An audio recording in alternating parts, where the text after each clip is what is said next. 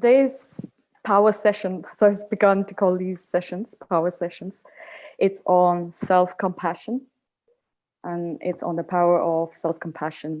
And welcome everyone listening in via the webinar, and also those who are watching us live. We just went live. And today's session, I personally would liken self-love to self-compassion. But let's find out what the panelists here would have to say about it. And today we have with us the regulars, Sonia, Craig, Julie, and a new addition, Harriet, who is founder of Her Story Matters. And she's also a business development consultant and a member of the Women Economic Forum. Sonia is a metaphysical coach. Greg is a psychologist and executive coach. And Julie is a communication coach. So before we begin, I would like to present a quote, which is one of my favorites. It's on self-love, actually, and it's by Charlie Chaplin. And he said, "As I began to love myself, I freed myself of anything that is not good for my health, food, people, things, situations, and everything that drew me down and away from myself. At first, I called this attitude a healthy egoism. Today, I know it is love of oneself." My first question to the panelists is, can self-compassion be taught? So is it similar to self-love? I would say it's not taught. I would say it's a byproduct of healing. Because yes, it is a skill, and I suppose we have to put measures in place in our daily life where we learn to be compassionate with ourselves. But if there's underlying traumas and wounds and negative self-talk and belief systems at play, it's going to be very difficult to have that authentic, real compassion with yourself. And I mean, maybe this is a good way to start the discussion. I would say the opposite of compassion is perfectionism, and judgment, and I think that's a place where many people, especially with the Western mindset, get really stuck, is that idea of perfectionism, and that's how we self-judge ourselves. I'm not doing this enough. I haven't achieved enough. I'm not thin enough, tall enough, pretty enough, educated enough. We've all got that litany of not enough going on in our minds. So I would say that, so to answer your question, Radhika, can it be taught? I think the mechanism towards compassion is healing. Do our parents are they not the teachers of self-compassion when we're kids? And so, Sonia, your comment would kick in, I guess, if we didn't experience that. I'm using that word deliberately. It's not if we didn't get it, it's if we didn't experience it as children. So perhaps we can be taught as children, and then as adults, if we didn't learn it as children, and I'm talking self-compassion, then we have to heal in order to teach ourselves what it is. And I think self-compassion leads to self-love. It's almost like you can't have the love without the compassion. Can you have the compassion without the love? I'm not going to answer that. It's a good question for later on. It's a good, yeah. Okay, for later on. I think I would tap into kind of like my self-experience, where I feel like you can actually teach self-compassion. I think you can do this by teaching mindfulness. I do lead a group of women, and we have group therapy. So we have psychologists in the room as well. But when we get women who've gone through traumatic experiences, as part of their healing, we also introduce mindfulness. And as part of mindfulness, we start to introduce a different way of thinking. I would say in my journey, I probably taught myself self-compassion because my background was very competitive. I grew up in a household where everything was, competitive. There's 6 kids in the house, so you have to be very competitive to be seen, to be heard. But also in school, it was very competitive. If you didn't achieve a certain grade, then you are not good enough. So you grow up with that, I'm not good enough because I don't have A's. I'm not good enough if I'm not good in sports. I'm not good enough if I don't measure up.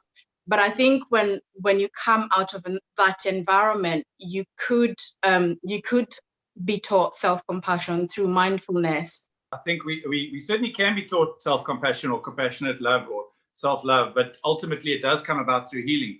And I want to hypothesize that, and this is quite a sweeping statement, to say that we are all born inherently self-loathing, I guess, and hidden in our subconscious is always this, I'm not good enough, I'm a failure, and it can take the slightest comment from a parent or a teacher or a bully at school or someone like that to entrench that belief. And it's just a belief, it's just a mental story. And as we then, and this is why it's so important to have someone mention this to you or teach you, so to speak. But ultimately, the teacher can do nothing unless the pupil's ready to learn. So this is what Sonia's talking about. So unless you're ready to heal, that's going to mean nothing, because that first implant, that initial sensitizing event, is stuck in your brain, and until you can sort of take that out, you're going to constantly try and prove that you're not good enough. And we have this sort of thing called the inner critic, you know, and it's this constant idea that I'm not accepting of myself and I'm very self-critical. You know, this inner critic of ours it's not the inner critic, because the inner critic is really good. It helps and motivates us and steers us in the right direction, but it's the nature of that inner critic's evaluation of us that's destructive, because it's a very negative type of motivation. You know, oh, you're such an idiot, you're stupid, come on, pick yourself up. But it's a very negative kind of goading rather than a much more positive approach that will happen with self-compassion. You know? So yes, to answer your question, I'd like to think we can be taught, but we need to accept and move towards self-healing. And in the healing, we will start accepting ourselves as a whole. And I think we'll go into that later on anyway. I think as a society, we celebrate certain things that are actually the complete antithesis of self-compassion. You know, you're not working long enough hours. You're not performing well enough. You know, if you look in the corporate environment, within the sporting environment, it's all this extreme pressure that's being put on us by society and by our peers. So it's very difficult to break that cycle of self-judgment. And how do we separate our own worth? Because I think worth is very tied into compassion. You know, I'm worthy because I exist. I'm worthy because I'm awesome, not I'm worthy because of my CV.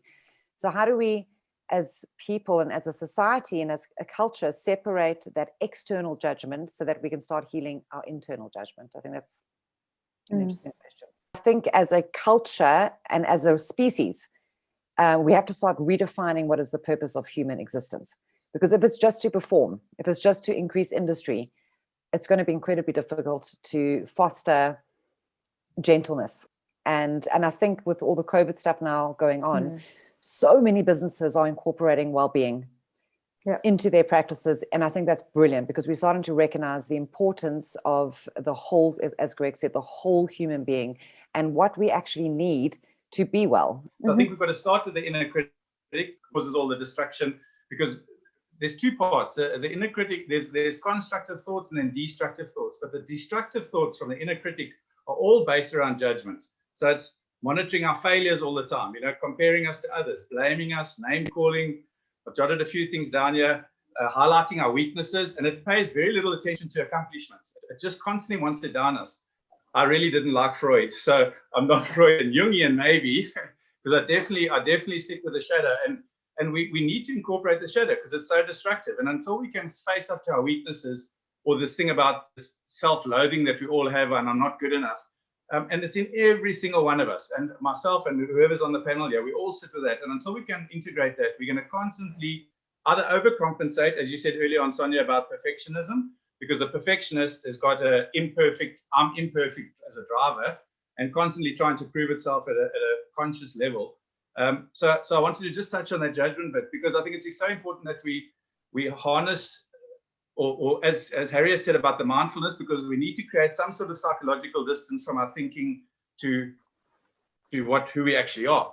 It's amazing when people come for sessions or they come and talk to you, most people will admit they're very strong-willed, and it's those that are often struggling the most. The strong-willed ones, they'll say, I'm a strong person, I've got such a strong mind, but I don't know why I'm falling apart.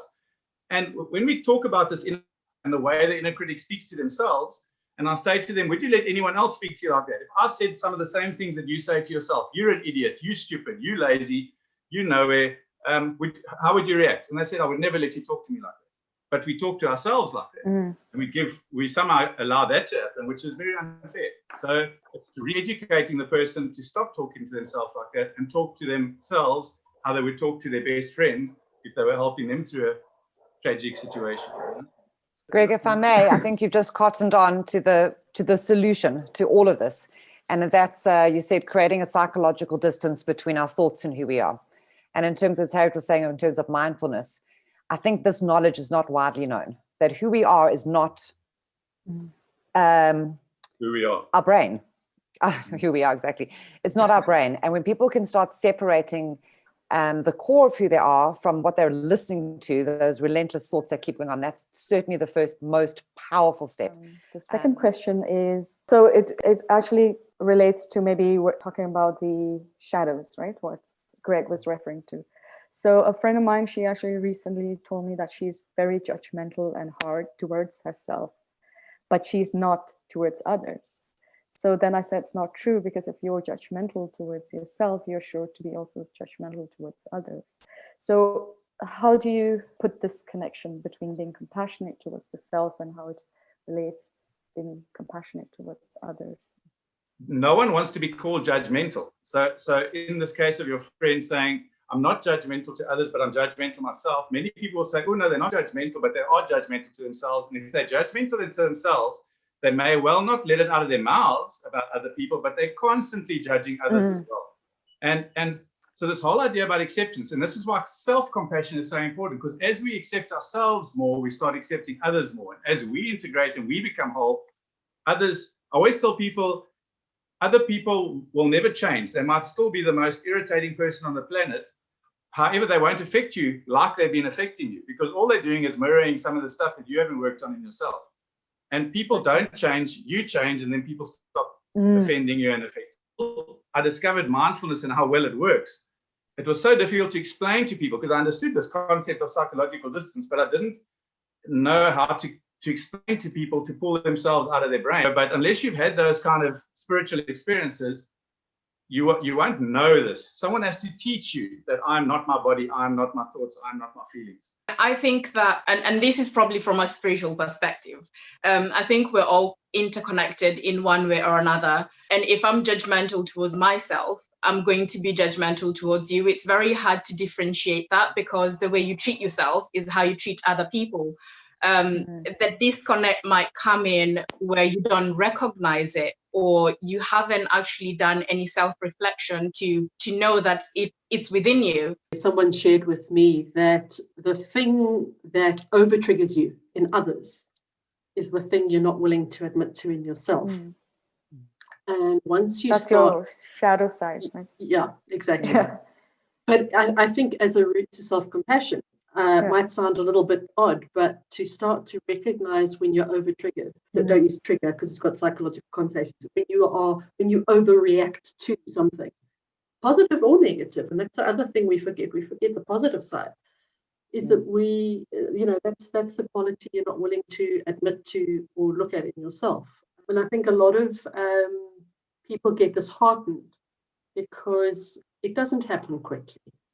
This is, for all of us, an ongoing journey. One of the solutions is forgiveness. And I think that's a very, very, forgiveness and gratitude is a very powerful tool, because as Greg was saying, so you've either got destructive or constructive thoughts, same with emotions and perspective. If we are always looking at lack, right, I don't have enough, I'm not there enough, whatever, then we've stopped focusing and feeling gratitude for what we do have. So we just, focus on the wrong area. Destructive thoughts and perspective. Whereas if we start looking and consciously choosing to identify, to look for and to accept the gratitude and to be grateful for the opportunities and the good things in our life. And that's obviously where the mindfulness comes in, where we start to consciously decide to look for different things.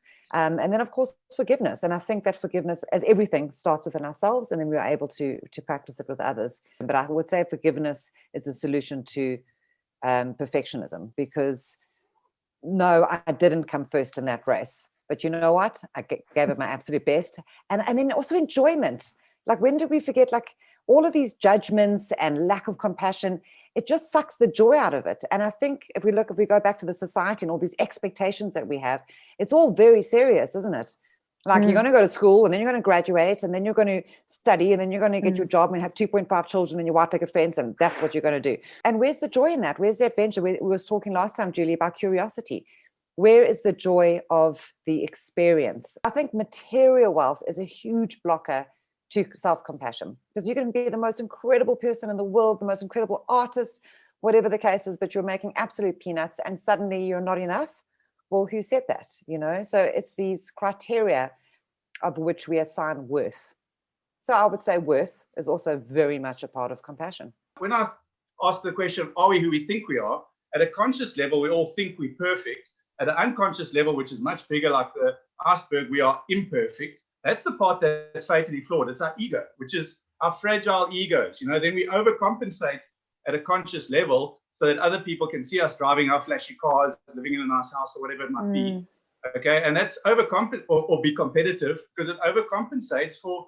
I work with quite a few sportsmen, and I always say to their moms or whatever, I hope you don't mind that I'm going to tell your son that his drive to be number one is driven by a thing that I'm not good enough, that I have to be number one in order to be good enough. Fear of then failure. You can be good enough for a little while, and then someone knocks you off your pedestal and you know one again. So I've tried to get people to disidentify from that as being what defines them, because they're never going to top of their game. There's always going to be youngsters coming through or whatever, but now the person can still go for number one without having this unconscious driver and actually use all the energy in getting to number one rather than being scared of being number two. And now they can do it with joy.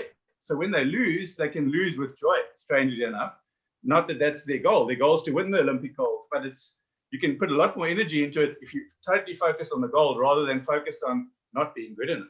The ego is fatally flawed, and it's there. We have to have the ego because it helps get us through this life, So, but the ego is obsessed with fear and survival, whereas the other part, whatever you want to call it, soul source, spirit, it doesn't need any of that, but it just watches and observes as we go through this life. So a big part of my challenge is how do we integrate these two into a whole? Because someone said earlier on that kindness or compassion is seen as weak.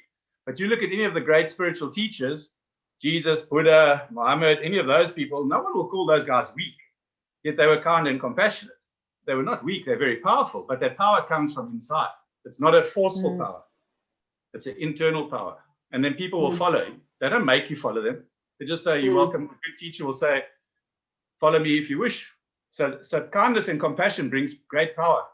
Because I think to be compassionate takes courage, because you have to be vulnerable. You have to admit perhaps mistakes. You have to admit imperfection. You have to perhaps go against the grain, stand up to others. So there's many things that might be required of you to embark upon that journey. And I think courage is a really important element that we need to draw from when we make that decision. Shame, anger, fear, and guilt. Anger, fear, and guilt. Those four, if you can eradicate those four, not eradicate, that's wrong. Mindfulness will say face them, embrace them, yeah. Shame, anger, fear, and guilt, the four horsemen that cause all our problems, most of them. And then we need courage to lean into that. And so you're talking about, so I'm sure people are thinking, okay, this sounds great. Logically, I get it. How do I do this? How do I start this journey to self-compassion? And I say that's where the courage comes in. And there's such little things that you can do. And I love that workshop that you do, Greg, like, for example, shame. Shame can only exist in isolation and darkness. The minute we speak it, it's no longer shame because it's now been spoken. So little things that we can do. We can say, all right, well, I'm ashamed to admit that I'm intimidated by X, for argument's sake. Say that. Phone your best friend and say, you know what, I need to tell you something. I'm really, really afraid of whatever it is. You've now spoken it. The fear is less. And you know what I mean? We've got to lean in, and then that's gone. We've it's exactly like Greg said, and speak all the words. There's so many beautiful exercises that we can do, but it takes time and dedication to ourselves. And I think if you don't have the self-motivation to sit down and do that, you must definitely work with someone like Harriet, with Julie, with Greg, myself. Like, you got to join groups, you got to educate yourself. You need the knowledge in order to start this journey. So I'm going to take back my earlier statement. Can you be taught? You can be taught how. Because I do think you need someone to guide you. You need someone to shift your awareness, to bring in new perspectives. You need these things. One of the things that I would like to ask Sonia is because I really identify with the over competitiveness, and as much as I try, and I so try to, be self-compassionate with regards to that, when you want to achieve something and then you don't achieve as you see it, I'm just curious to what process or how you apply courage towards just feeling self-compassion within that. So there's one gift that I have been given in my life, which I rely on again and again and again, and that's my sense of humor. And I've learned to apply that to myself. So because I'm so aware of it now, and I'll give you guys an exact example. So rock climbing is my sport of choice. And obviously there's just never a ceiling. You can never, ever, ever reach the pinnacle because you'll always be able to do more, which is probably why I enjoy it so much. So this was easily, and if my climbing partner is watching this, you'll attest to this. It was a couple of months ago.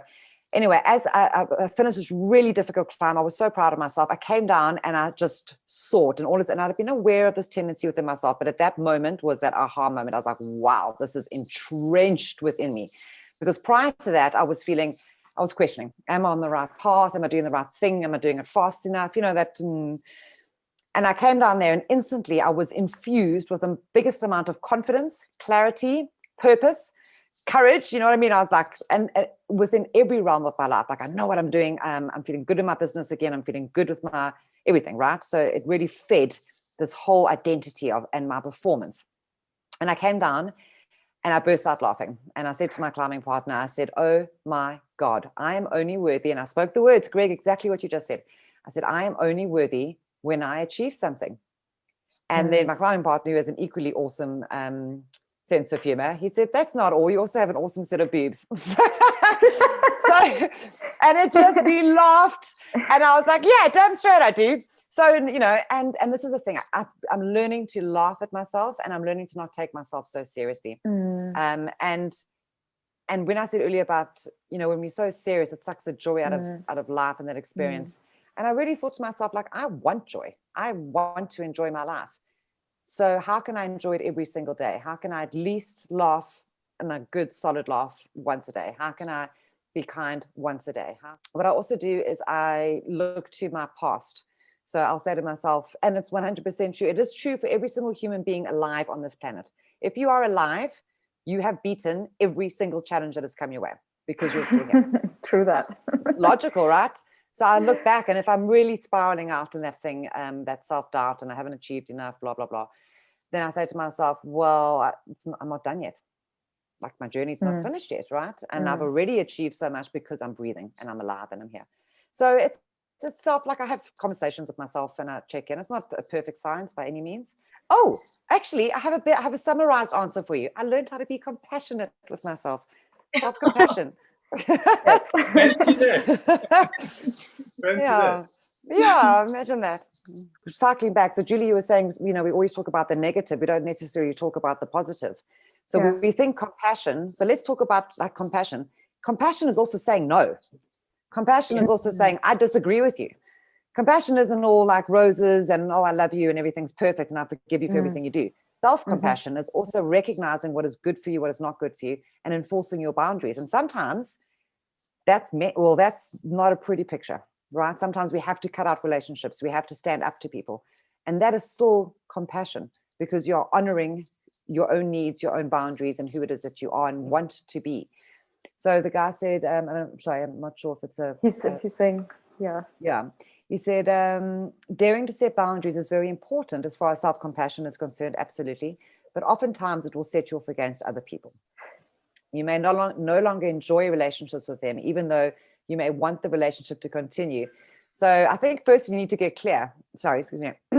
So either do you want the relationship to continue or do you not, you no longer enjoy the relationship with them. So why do you want the relationship to continue? I think that's just like avoiding, go for it, Judy. Yeah, I think the last 10 years of my life epitomizes that statement. From the outside, it probably looks completely disastrous because my circle of real friends is very small now as the self-compassion and boundaries have improved.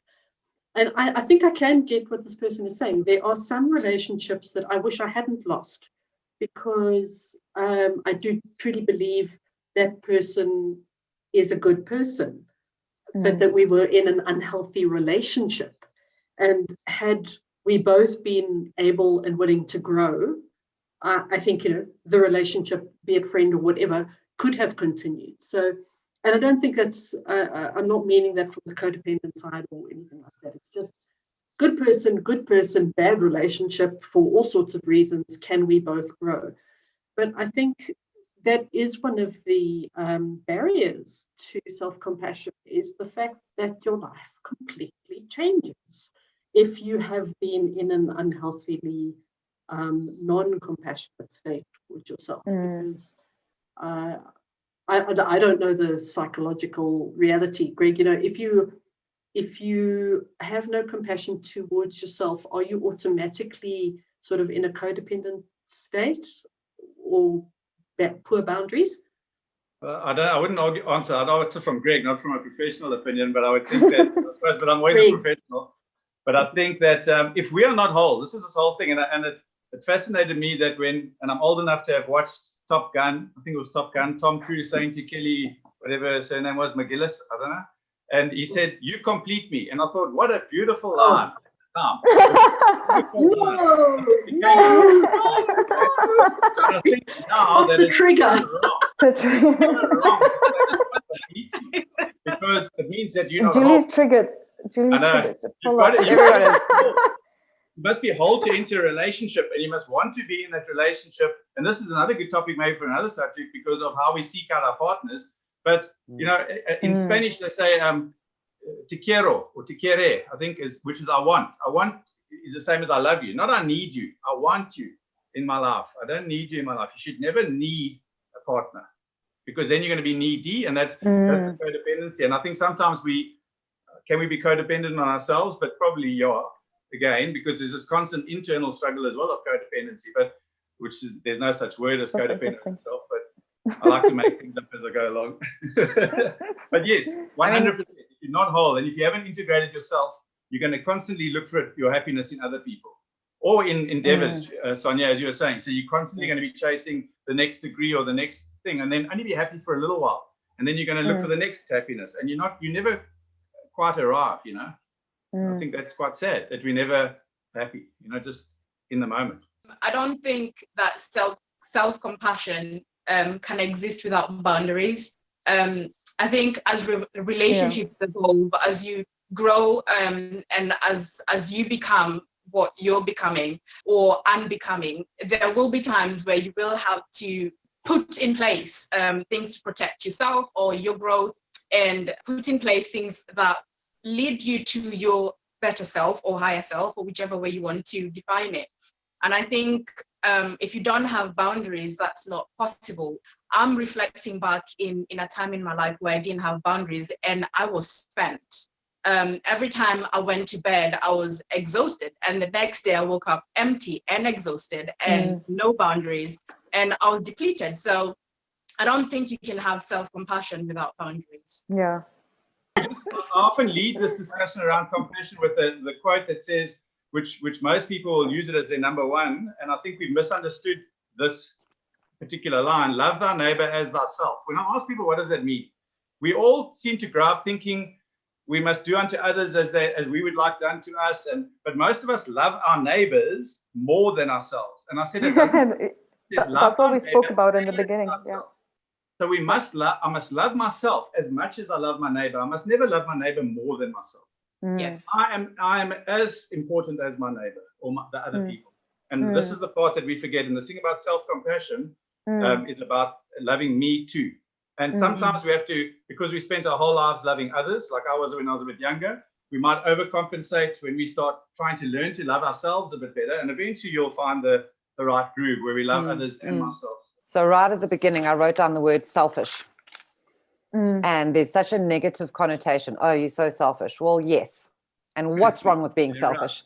Right. I am selfish because I'm the one living in this brain, in this body. I'm the one who gets to decide how much sleep it needs, what's good for me, what's not good for me, what I want to do, where I want to spend my time and energy. Damn straight, I'm selfish. think I'd like to end with, we should have started with Yeah. that Eastern greeting of Namaste, which is the divine in me recognizes the divine in you, not just that I only recognize the divine in you. I recognize it in myself too. So that Namaste greeting is a very powerful. So yeah, thank you each one of you, and thank you for your time and sharing such insightful lessons and on the power of self-compassion. And we'll continue this. We'll have another session, a follow-up of this in November.